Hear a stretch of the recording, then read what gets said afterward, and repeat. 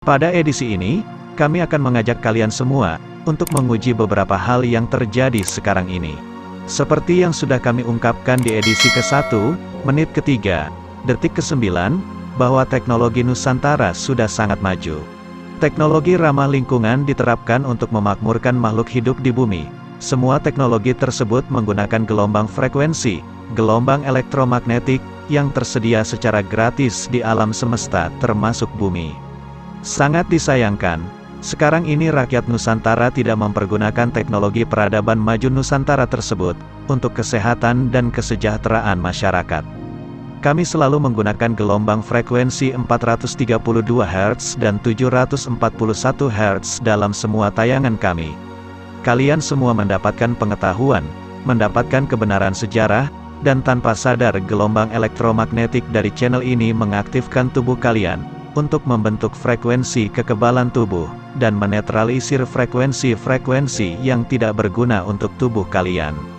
COVID-19 adalah virus yang menyebar melalui frekuensi yang akan diurai dengan frekuensi 741 Hz, dan dinetralkan oleh frekuensi 432 Hz. Tubuh kita mengandung gelombang elektromagnetik, yang dalam istilah awam adalah listrik dengan tegangan sesuai dengan situasi pikiran, kondisi tubuh, dan lingkungan.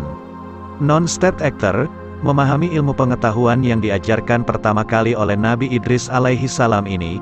Mereka melakukan riset dan menerapkannya untuk kehidupan sehari-hari.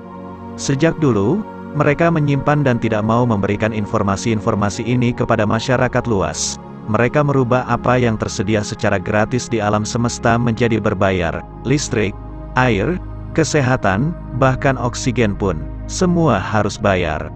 Karena ketidaktahuan kalian dan sikap skeptis kalian dan kami dahulu, dengan mudah, kami dan kalian ikut aturan yang ditetapkan oleh mereka. Kami ungkapkan penemuan yang seharusnya bisa mengumpulkan energi listrik dari alam semesta, dan mendistribusikan ke semua lapisan masyarakat secara wireless atau tanpa kabel. Pastinya dengan biaya sangat murah, tidak banyak investasi yang harus ditanam, untuk rakyat pun bisa gratis. Tahun 1880, Nikola Tesla mulai mengetahui bahwa listrik bisa diambil secara gratis dari atmosfer bumi yang diciptakan oleh Tuhan. Tahun 1885, Tesla bekerja untuk Thomas Alva Edison dan berhasil mendesain ulang generator direct current buatan Edison. Tetapi Edison menolak membayar apa yang sudah dijanjikan, dan kemudian Tesla mengundurkan diri dari perusahaan Thomas Alva Edison. Tahun 1890, Nikola mengembangkan penerangan listrik tanpa melalui kabel, dan listrik kemudian didistribusikan tanpa melalui kabel ke semua rumah penduduk. Dia memulai percobaannya di Colorado Springs, Amerika Serikat. Tahun 1893, Tesla mulai membangun Wardenclyffe Tower, sebuah menara pemancar tenaga listrik bolak-balik atau AC, alternating current, tegangan tinggi, dan sekaligus sebagai menara pemancar sinyal telekomunikasi antar benua tanpa kabel. Non-state actor mencegah proyek ini untuk berhasil. Saat itu, penggunaan tenaga listrik berbayar sudah dikuasai oleh non-state actor, dengan menggunakan arus listrik searah, atau DC, direct current. Dengan arus DC, tegangan listrik ke rumah-rumah harus disalurkan melalui kabel dan bisa dijual. Padahal seperti kalian tahu, setelah sampai di rumah kalian, arus itu diubah lagi menjadi arus listrik AC dengan frekuensi 50 Hz. Kalian jangan khawatir, semua rancangan dan catatan Nikola Tesla di proyek Wardenclyffe Tower sudah dimiliki oleh organisasi Nusantara, dan pada saatnya nanti akan diterapkan di bumi Nusantara, sehingga kami dan kalian semua akan menikmati listrik secara gratis.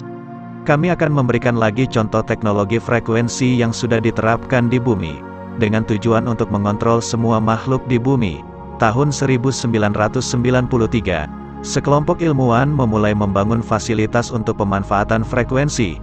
Fasilitas ini dinamakan High Frequency Active Auroral Research Program atau disingkat HAARP, atau dalam bahasa umum adalah Program Penelitian Pemanfaatan Frekuensi Tinggi di Atmosfer Bumi.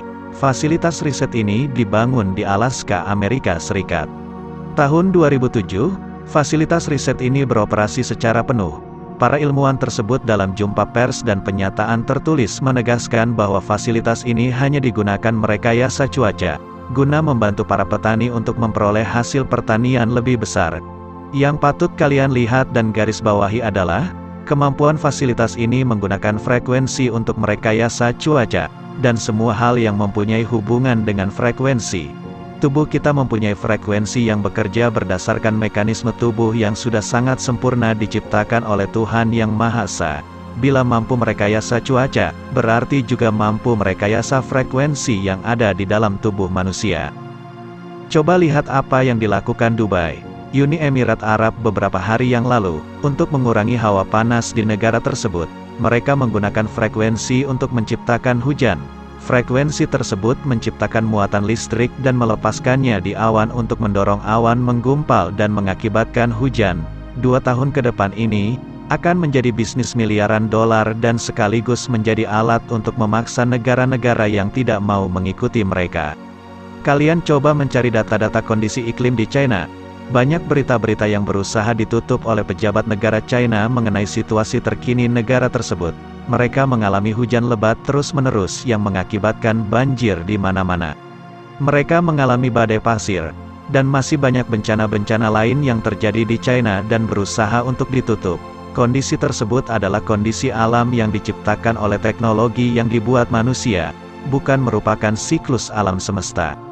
Sekarang, kami akan sajikan data-data mengenai wabah yang terjadi di bumi sejak 1 Masehi. Kami akan fokus hanya pada wabah yang diciptakan non-state actor, dan mengakibatkan berubahnya kondisi ekonomi dan politik negara-negara di dunia.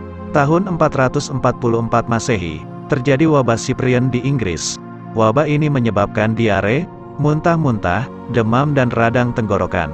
Saat itu Inggris sedang berperang melawan kerajaan Skotlandia.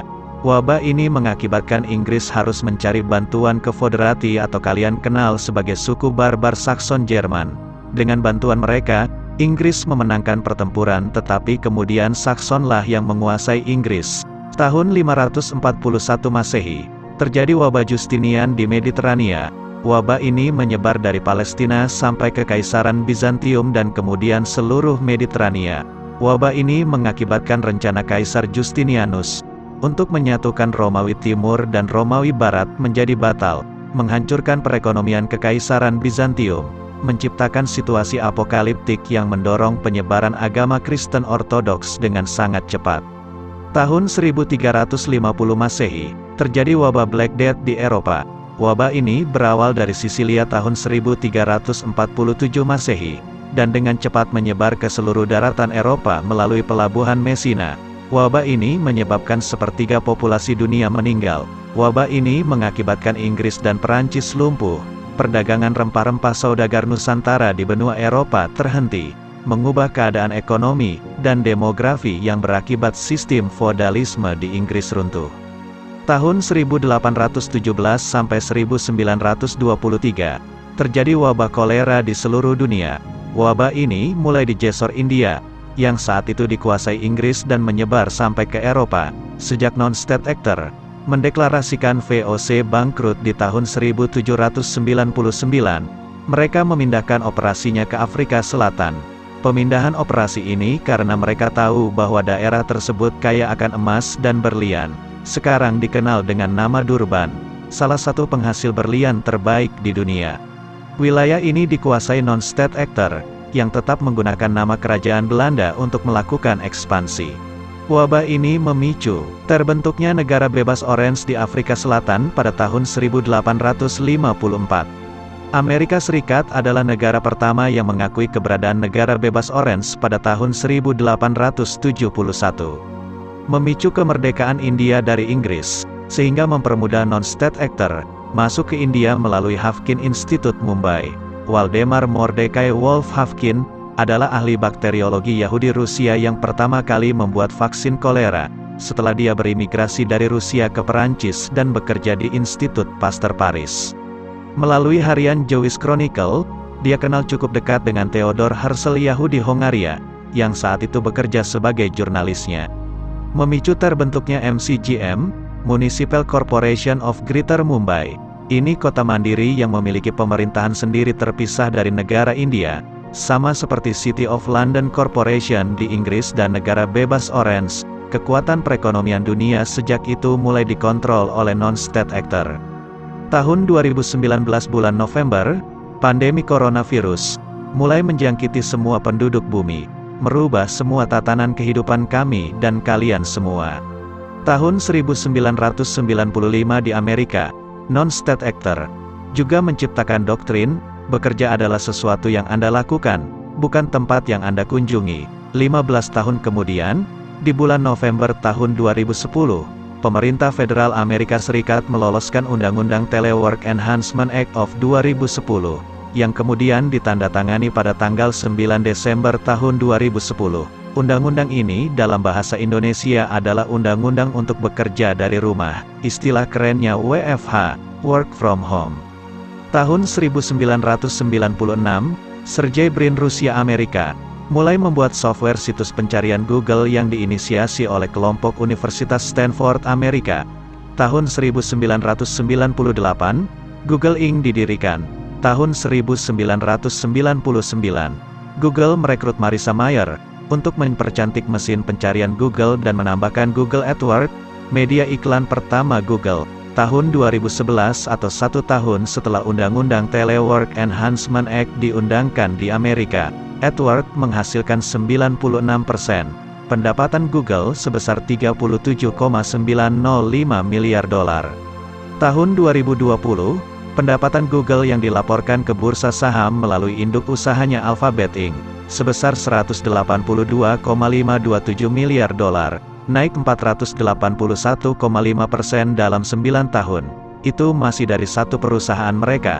Masih ada 34 perusahaan teknologi lain milik mereka yang diuntungkan dengan situasi saat ini. Tahun 2021 ini dengan semua orang di bumi beraktivitas dari rumah, pakai Zoom meeting dan lainnya, bekerja, sekolah, dan apapun dilakukan secara daring atau online. Berapa kira-kira penghasilan mereka ya? Ini untuk pembelajaran kalian, bahwa semua hal belum tentu seperti yang terlihat di depan mata. Semua ilmu pengetahuan dan teknologi itu saling terkait, dan semua itu kembali terkait dengan bagaimana cara menguasai harta amanah bumi secara utuh, dan mengontrol kehidupan kalian semua, dengan merubah dan menghilangkan beberapa sejarah dunia yang tidak menguntungkan untuk non-state actor.